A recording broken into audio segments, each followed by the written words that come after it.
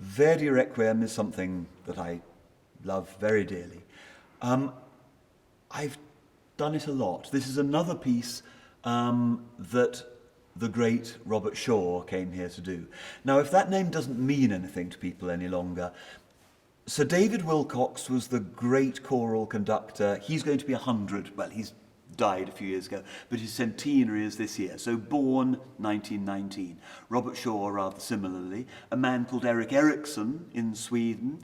Peter Godfrey in New Zealand. Now, these people were gods because they were great choral conductors who, in their prime, were working with the advent of the long-playing record. So in the 50s and 60s, they were at their very best. And so they could record everything. And they became very famous. And Robert Shaw had been Toscanini's chorus master. So when he came here to do the Verdi Requiem and taught us how to do it, I chorus mastered it for Shaw. Shaw chorus mastered it for Toscanini. And Toscanini chorus mastered it for Verdi. It's a very, very short line. Now, I cannot conceivably say that I have any connection to Verdi, but actually I do have a direct connection, because also in my score, where I took all the notes from Shaw, who had all the notes from Toscanini, I know what Verdi said in his rehearsals. I know exactly what tempos Toscanini did, having done the piece with Verdi. Shaw's score would say, crotchet equals 60 Toscanini, 62 Robert Shaw, and so on. Slight accelerando, slight pullback Toscanini.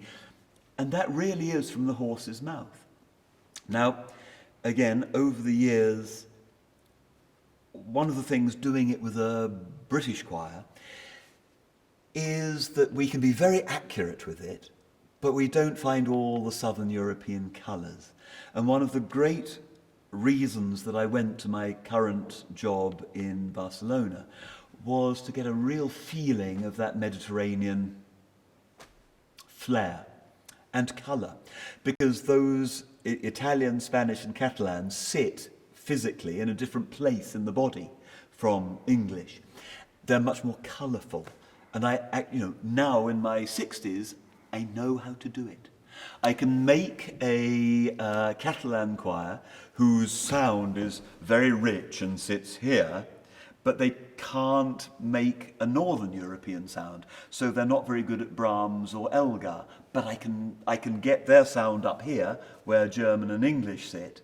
By the same token, we sing far too much up here and without all the connection here. And so, again, I'm very much looking forward to seeing what we can do about getting a bit of Mediterranean flair into Verdi.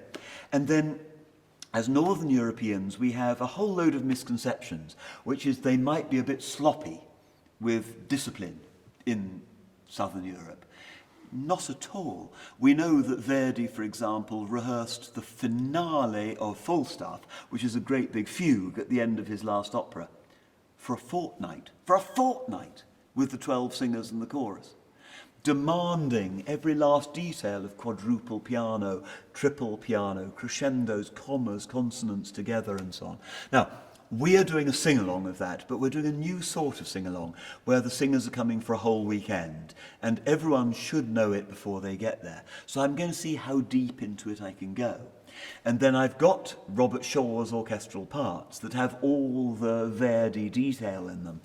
And although we'll only have a day or two to put it together, I'm hoping to get quite close to the spirit of it. And we're going to have about 1,000 or 1,200 singers for it. And you'd think too many, but there's a fantastic fact. Verdi gave 5 or 6 premieres of it in Italy, Germany, Spain, France.